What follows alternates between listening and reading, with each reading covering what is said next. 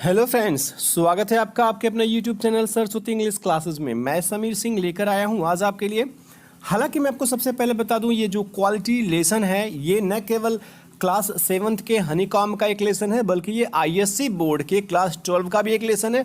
और उसके अलावा इंग्लिश के जितने भी कंपटीशंस होते हैं, इंग्लिश में यूजी, पीजी, नेट या और भी जो भी कंपटीशन होते हैं, उन सब के लिए बहुत इंपॉर्टेंट होता है ये जॉन गॉल्सवर्दी के जितने भी लेख हैं, जितने भी एसेज हैं, जितने भी इनके प्ले राइट्स हैं। तो क्वालिटी एक बेहद ही उम्दा यस्से है जो आपको इसमें बताया जाएगा कि क्या होता है इस लेसन में। फिलहाल आपको बस ये पहले मैं बता दूं थोड़ा सा कि क्या क्या बताया जाएगा आपको इस स्टोरी में। तो सबसे पहले मैं आपको बता दूं, इस स्टोरी में आपको राइटर के बारे में आपको ब्रीफ किया जाएगा। अलावा इसके ये क्वालिटी जो लेसन है इसके बारे में कुछ आपको बताई जाएगी डिटेल, और देन आफ्टर थीम आपको बताई जाएगी इस स्टोरी का, ताकि आपको पता रहे कि क्या थीम है, क्या सेंट्रल आइडिया है इस स्टोरी का, इस कहानी का।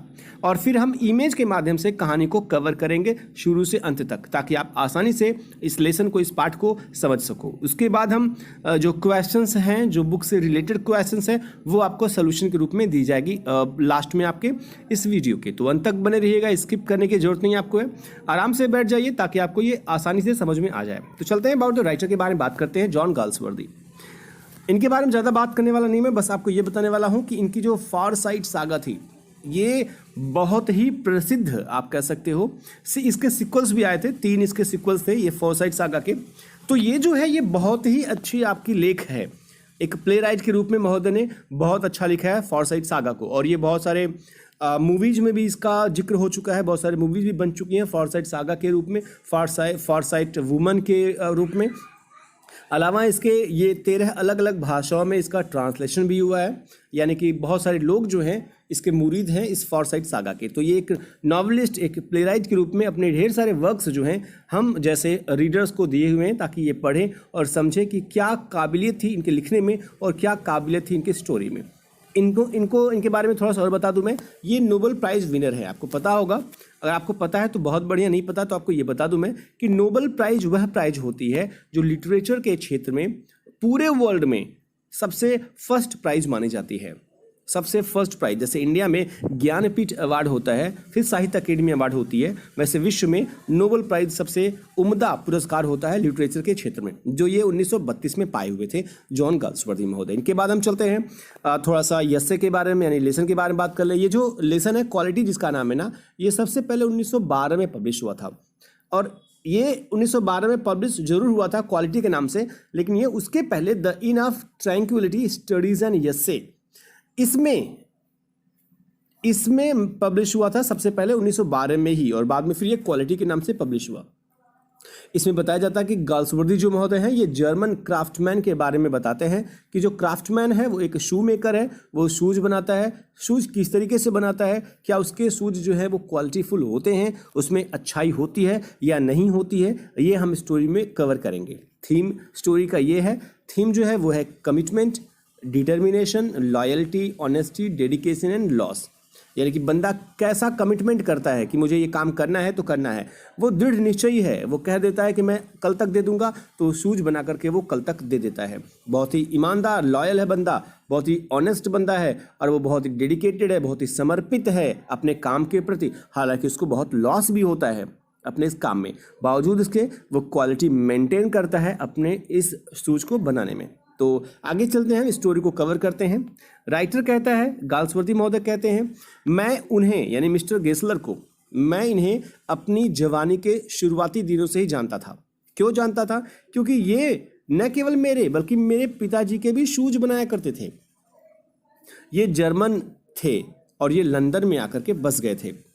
ये अपने बड़े भाई के साथ एक छोटी सी गली में एक छोटे से दुकान में रहा करते थे।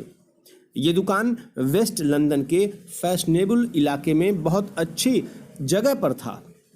इस दुकान की अपनी एक अलग शांत पहचान थी। इस पर इनके अपने गेसलर ब्रदर्स के नाम के अलावा और कोई बोर्ड नहीं था, और खिड़की में कुछ जोड़ी जूते ही रखे होते थे, अलावा इसके कुछ और नहीं होता था। क्यों? क्योंकि ये बस वही जूते बनाते थे जिनका इन्हें आदेश मिलता था। यानी कि जब ये ऑर्डर पाते थे किसी से बनवाने के लिए कि मुझे जूता बना करके दो, तभी ये शूज़ बनाया करते थे, वरना नहीं बनाते थे ये। और ये शूज़ इतने राइटर कहता है इतना अकल्पनीय बात है ये कि उनकी बनाई हुई जो शूज़ थी वो हमेशा फिट हो जाती थी हर किसी को, मतलब थोड़ा सा भी छोटा बड़ा नहीं होता था। जब आदेश ऑर्डर देता था कोई और जब जूते लेने के लिए आता था वो, तो बिल्कुल फिट होता था उस बंदे में।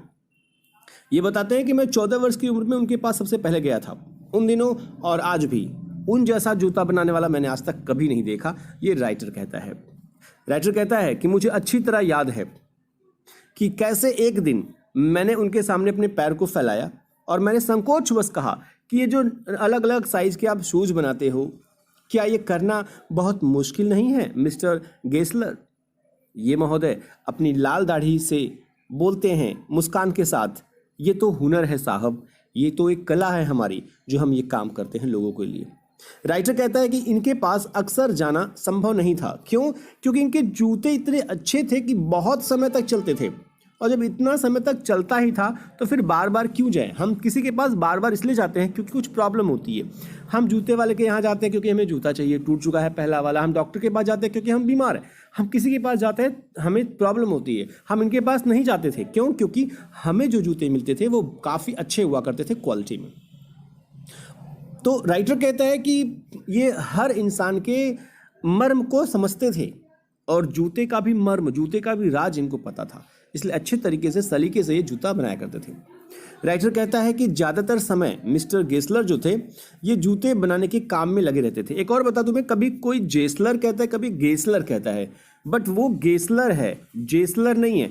लेकिन मैंने देखा एक इनन्सिएशन में उसमें वो जेसलर भी बोल रहा था। तो बहुत ज़्यादा जो है, मैं अगर आपसे कहूँ तो वो गेसलर है जो 80% का रेशियो हम अगर माने तो, और जेसलर जो है, जय जो है वो 20% का है। तो यहाँ हम गेसलर इसको यूज़ करेंगे। ज़्यादातर समय मिस्टर गेसलर जो थे वो जूते बनाने के काम में लगे रहते थे, और ये महोदय जो थे अपने ग्राहकों से ज़्यादा बात नहीं करते थे क्योंकि ये बहुत ही डिटरमाइंड थे, बहुत ही काम के प्रति डेडिकेटेड ये थे, समर्पित थे। ये अपने साथ काम में प्रयोग होने वाले प्रत्येक सामान से उनको बहुत लगाव था। जो जो काम ये लाते थे जूतों को बनाने में, उनसे ये बहुत लगाव रखते थे। गेसलर बंधुओं के द्वारा बनाए गए जूते बड़े मजबूत होते थे और बहुत लंबे समय तक चलते थे। एक बार लेखक का अनुभव थोड़ा विपरीत हो गया, थोड़ा उल्टा हो गया। लेखक शिकायत करके इनके पास आया। उसने कहा कि मिस्टर गेसलर, जो आपने ये शूज़ बनाई थी ना, वो थोड़ी प्रॉब्लम दे रही है, इसे मरम्मत की जरूरत है। इस पर उस बूढ़े व्यक्ति ने राइटर को जवाब दिया कि वह जूते की मरम्मत करके दे देगा आपको, और अगर ऐसा नहीं कर पाया तो वो आपको पूरा पैसा दे देगा। यानी इतना ईमानदार बंदा है कि अगर शूज़ की मरम्मत नहीं कर पाता है ये, तो पूरा पैसा दे देगा। हालांकि ये गरीब है लेकिन फिर भी ये ईमानदार है। राइटर खुश होता है इस बात से कि चलो बंदा कम से कम इतना तो वादा कर रहा है कि ये बना कर दे देगा, और नहीं देगा तो पैसे वापस कर देगा, वो भी पूरा। एक बार जूते बनाने के लिए आदेश देते समय लेखक थोड़े से खोए हुए थे। ये ऑर्डर देने आए थे कि शूज इनको चाहिए कुछ अपने लिए, अपने घर वालों के लिए, लेकिन ये विचारों में खोए हुए थे। जो जूते उस समय लेखक ने पहने थे वह उन्होंने जल्दबाजी में किसी बड़ी दुकान से खरीदे थे, किसी मॉल से इन्होंने खरीद लिया था जल्दबाजी में। शायद वो कहीं और थे क्योंकि राइटर विदेशों की यात्राएं किया करता था, तो हो सकता है उसमें कोई परेशानी रहा हो, कोई मीटिंग रही हो, शूज़ की सख्त जरूरत रही हो, और वो भी अलग तरीके की शूज़, तो उसने कहीं से खरीद लिया। लेकिन वो शूज़ परेशान कर रहा था। महोदय ने उस शूज़ को निकाल करके देखा, यानी कि गेसलर महोदय ने उस शूज़ को निकाला। ध्यान से देखने के बाद पाया कि उस शूज़ में कुछ है जो चुभ रहा था राइटर को, और राइटर इसलिए परेशान था। बस चुभने वाली जगह को थोड़ा सा इन्होंने दबा दिया और फिर राइटर को दे दिया। अब वो अच्छे तरीके से फिट था। लेकिन उदासी भरे चेहरे के साथ गेसलर महोदय ने कहा कि कई बार ग्राहकों को परेशानी होती है, फिर भी जो बड़ी कंपनियां होती हैं ना, वो सिर्फ और सिर्फ पैसे कमाना जानती हैं। उन्हें आत्मसम्मान का कोई मोल नहीं पता। वे सिर्फ अपने ग्राहकों को काम से काम रखते हैं, और वे काम की बजाय विज्ञापन से लुभाना चाहते हैं ग्राहकों को। इन्हीं कारणों से मिस्टर गेसलर जैसे लोग अपना धंधा खो रहे थे। राइटर को बुरा लगा सच में कि इन्होंने कभी अपने इस दुकान का एडवर्टाइजमेंट नहीं किया। और आपको भी पता है कि आप उन्हीं के बारे में जानते हो जिसका आप एडवर्टाइजमेंट पाते हो। हर जगह एडवर्टाइजमेंट, हर जगह विज्ञापन ही चलता है। हम हर जगह अगर देखें तो विज्ञापन के कारण ही हमें पता है कि पेप्सोडेंट, कोलगेट कोई आपका ऐसा भी टूथपेस्ट है जिसके द्वारा या जिसमें जो होता है वो बहुत सारी चीज़ें मिली हुई होती हैं। हमें बमुश्किल से कुछ ऐसे नाम पता होंगे जो हम विज्ञापन पर नहीं देखे हैं। तो जो हम टीवी पर देखते हैं, जो हम न्यूज़पेपर पर देखते हैं, हम वही जाकर के डिमांड करते हैं अपने शॉपकीपर से। इन्होंने कोई एडवर्टाइजमेंट नहीं किया था, इन्होंने बताया कि आप एडवर्टाइजमेंट किया करिए, लेकिन ये कहते हैं नहीं, हमसे नहीं होने वाला ये चीज़, हम दिखावा नहीं कर सकते, हम सिर्फ अपने सामान को ईमानदारी से बेचना चाहते हैं, वो भी क्वालिटी वाले सामानों को लगा करके। राइटर को बहुत बुरा लगा इस बात का कि बंदा जो है वो कितना अच्छा है, बावजूद इसका दुकान बहुत अच्छे से नहीं चलता है। तो लेखक ने पहली बार सुना कि किसी दुकानदार ने इतनी अच्छी बातें की। अब राइटर जो है वो उसी समय उसने कहा कि ठीक है, आप एक काम करिए, मेरे लिए 1-2 नहीं बल्कि 10-12 जोड़ी जूते जो है आप बना दीजिएगा, और मैं ये आपको ऑर्डर दे रहा हूँ, कुछ पैसे आप ले लीजिए, मैं फिर जब आऊँगा ना तो फिर मैं आपको दोबारा अगर मुझे ज़रूरत लगेगी तो फिर मैं आपको ऑर्डर दूंगा, और पैसे पूरा मैं तब दे करके सारे शूज़ लेकर के चला जाऊँगा। कई महीनों के बाद लेखक पुनः उनकी दुकान पर जाता है, पर मिस्टर गेस्लर को उनके भाई की जगह समझकर वो धोखा खा जाता है। उसे लगता है कि ये जो है वो ये नहीं है बल्कि इनके बड़े भाई हैं। लेकिन कुछ देर के बाद ही ये बताते हैं महोदय, यानी इनको पता चलता है कि इनके बड़े भाई का देहांत हो चुका है। मिस्टर जेस्लर, इनके बड़े भाई की मृत्यु हो चुकी है और वे अब इस दुनिया में नहीं रहे, केवल यही बचे हैं अपने गेस्लर ब्रदर्स में अकेले। फिर राइटर जो था वो दुख व्यक्त करता है। फिर इसने कहा कोई बात नहीं, आप परेशान मत होइए, आप मुझे रसियन लेदर का लेदर से बना हुआ मुझे जूता दे दीजिएगा, मैं आपको ये ऑर्डर दे रहा हूँ, और फिर मैं जब आऊँगा, अभी तो मुझे कहीं जाना है, वहाँ से जब मैं आऊँगा तो मैं फिर आपसे ले लूँगा। ये कह के राइटर वहाँ से चला जाता है। मिस्टर गेस्लर उसको धन्यवाद देते हैं और कहते हैं कि हाँ बिल्कुल, आप दोबारा ज़रूर आइएगा। राइटर कुछ देर के बाद विदेश जाने के लिए निकल पड़ता है। विदेश से जब राइटर लौटता है ना, तो सीधे अपने घर जाने के बाद वह उनकी दुकान पर जाना चाहता है, वो वहाँ जाता है क्योंकि उसने ऑर्डर दिया था। इस बार जब वो जाता है दुकान पर तो मिस्टर गेस्लर जो है ये कुछ ज़्यादा ही उम्र दराज लग रहे थे।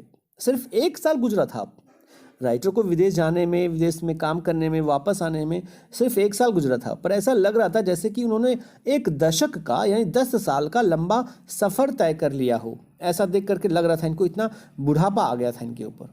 मिस्टर गेस्लर जो थे लेखक को पहचान नहीं पा रहे थे। ये महोदय लेखक को पहचान नहीं पा रहे थे कि ये बंदा जो है ये वही बंदा है जिसने मुझे ऑर्डर दिया था। शायद बुढ़ापा होती ऐसी चीज़ हो। लेखक ने हमेशा के जैसे अपने आदेश फिर से दिए। लेखक इसलिए अभी ऑर्डर करता था, ऐसा नहीं कि लेखक ही पहनता था सारे जूते, उसके घर वाले, उसके आसपास के लोग, और ये बहुत सारे अपने फ्रेंड्स को भी गिफ्ट के रूप में उन जूतों को देता था ताकि इससे एक गरीब का कारोबार चलता रहे। तो ये आदेश फिर से देता है, और इस बार के जूते उसने कहा कि पहले से काफ़ी बेहतर है, यानी इसने बड़ाई भी किया। आपको भी बड़ाई करनी चाहिए लोगों की। जब कोई भी आपको कुछ भी दे आप उसकी बड़ाई करें, वो अच्छा हो या ना अच्छा हो आप उसकी बड़ाई करें, अगर वो आपके अपने हैं तो, अगर आपको उस व्यक्ति से प्यार है तो चूंकि इनका लगाव, दिली लगाव इनसे हो गया था, इनके फादर के ज़माने से ये शूज़ उसके यहाँ ले रहे थे, और मेन चीज़ तो इनके जूते बहुत अच्छे हुआ करते थे। तो ये बताते हैं कि आपके जूते जो मैंने ले गए थे ना, मैं इसके पहले वो बहुत अच्छा था, और फिर से मैं आपको ऑर्डर दे रहा हूँ, आप मुझे ये जूता इतने दिन के बाद दे दीजिएगा। एक शाम लेखक जो है वो व्यक्तिगत रूप से मिस्टर जेस्लर के दुकान पर जाता है उनको शुक्रिया अदा करने के लिए कि आपने बहुत सारे काम किए हमारे लिए, हम जो भी शूज़ दिए वो बहुत अच्छे थे, बहुत जगह हमने दिया, और ये बहुत ही लोगों ने बड़ाई किया इस चीज़ का, तो शुक्रिया अदा करने के लिए जाते हैं। लेकिन दुकान के बाहर वो नेम प्लेट नहीं पाते हैं, वहाँ नेम प्लेट नहीं दिखा। अंदर एक गोरा व्यक्ति होता है, गोरा व्यक्ति उनसे बात करता है। उस गोरे आदमी ने राइटर को बताया कि मिस्टर जो गेस्लर है ना, इनकी मौत हो चुकी है और उन लोगों ने वह दुकान हासिल कर लिया है, यानी ये दुकान इन लोगों ने खरीद लिया है। देखिए इसलिए सूज इसमें भरे हुए हैं, और वो चूंकि अब नहीं है यहाँ पे। उस गोरे आदमी से पूछने के बाद उस गोरे आदमी ने जवाब दिया कि मिस्टर गेस्लर जो है वो भूखों मर गए। सोचो, बंदा जो लोगों के लिए शूज बनाता है क्वालिटी वाला, वो भूखे मर जाता है, उसके पास इतने पैसे नहीं हैं। राइटर फिर से पूछता है इनसे, बहुत सारी बातें करना चाहता है, बहुत सारी बातें जानना चाहता है। तो इन्होंने बताया कि सारे जूते हमेशा वो स्वयं ही बनाया करते थे, यानी कि ये बंदा कह रहा है कि सारे जूते वो स्वयं ही बनाया करते थे, कभी भी किसी को उन्हें छूने नहीं दिया था, हमेशा उत्तम क्वालिटी का सामान उपयोग में लाते थे और आदेशों को समय पर पूरा करने के लिए दिन रात मेहनत किया करते थे। लंदन में सबसे अच्छे जूते वही बनाते थे। फिर भी वह इस कंपटीशन में हार गए। न केवल इस कंपटीशन में बल्कि जिंदगी के कंपटीशन में भी हार गए वे। जो कुछ भी वे कमाते थे जूतों से, जो कुछ भी कमाते थे गेसलर महोदय, वह दुकान का किराया भरने और अच्छी क्वालिटी वाले चमड़े को, लेदर को खरीदने में खर्च हो जाते थे। वे अपने भोजन को भी काम पूरा करने के चक्कर में छोड़ जाते थे ताकि जूतों का जोड़ा सही समय पर तैयार किया जा सके। इतनी बातें बंदे ने बताया कि किस तरीके से भूख से मिस्टर गेसलर जो है वो मौत की आगोश में जा चुके हैं। बहुत सारी बातें करने के बाद यहाँ कंफर्म हो जाता है कि किस तरीके का बंदा, कितने क्वालिटी वाले तरीके से वो बनाया करता था जूतों को, बावजूद इसके वो दो जो उनकी रोटी उसके नसीब में नहीं थी और वो इस तरीके से तड़प करके मर गया। तो ये है क्वालिटी। राइटर कहता है कि क्या क्वांटिटी जरूरी है या क्वालिटी जरूरी है। उसके पास 2 ही जूते थे लेकिन वो बेजोड़ थे। आजकल 20 जूते होते हैं लेकिन उनका कोई मतलब नहीं है। तो इस तरीके से क्या क्वालिटी लेसन में आपको दिखाया गया, आपको शायद समझ में आ गया हो। चलते हैं स्टोरी के बाद कुछ क्वेश्चन आंसर की तरफ। जो क्वेश्चन है स्क्रीनशॉट ले लीजिएगा, आपको आसानी होगी समझने में। इसका आंसर भी यहाँ रखा हुआ है। ये फर्स्ट, सेकंड, थर्ड क्वेश्चन है, ये फोर्थ है, ये फिफ्थ क्वेश्चन है। स्क्रीनशॉट ले लीजिएगा, ज़्यादा टाइम नहीं लगेगा। इसके बाद ये वर्किंग विद लैंग्वेज है। ये लैंग्वेज कह रहा है आपको कि आप लैंग्वेज के साथ खेलिए। लैंग्वेज बताइए इसमें। ये है 6th क्वेश्चन का। ये आंसर मैंने रखा है 6, 7 का। शायद ये 6 है, बिल्कुल 1 2 3 4 5 6। एक्चुअली ये 7 है, ये 6 नहीं है, ये 7 है। तो ये लास्ट वाला 6 हो गया है, आप इसे 7 कर लीजिएगा और फिर यहाँ पे देखिएगा आपको 7 मिलेगा। इसका आंसर यहाँ पे है। तो ये है 3rd क्वेश्चन जिसका आंसर यहाँ नीचे लिखा हुआ है, आप देख सकते हो। और ये है पेज नंबर 80 का 4th क्वेश्चन और ये है इसका आंसर। इस तरीके से ये लेसन खत्म होती है, इसका सोल्यूशन खत्म होता है। आशा आपको ये स्टोरी जरूर पसंद आई होगी। अगर पसंद आई होगी तो लाइक का बटन जरूर प्रेस करना, नहीं आई होगी तब भी कर देना यार, करने में क्या जाता है ना। नीचे कमेंट बॉक्स में कमेंट करना अगर आपको कोई परेशानी हो, कोई सुझाव देना हो तो। शेयर जरूर कीजिएगा लोगों के साथ, क्योंकि कहते हैं ना शेयरिंग इज केयरिंग। अगर आप परवाह करते हो किसी की तो आप शेयर जरूर कीजिएगा, लाइक सब्सक्राइब भी कर लीजिएगा और घंटा भी बजा दीजिएगा। अब मज़ा आ जाता है अगर आप घंटी बजा देते हो तो, है ना। अच्छी लगती है कानों को जब घंटी बजती है तो मिलते हैं नेक्स्ट वीडियो के साथ। तब तक अपना ख्याल रखिएगा। Thank you for watching the video.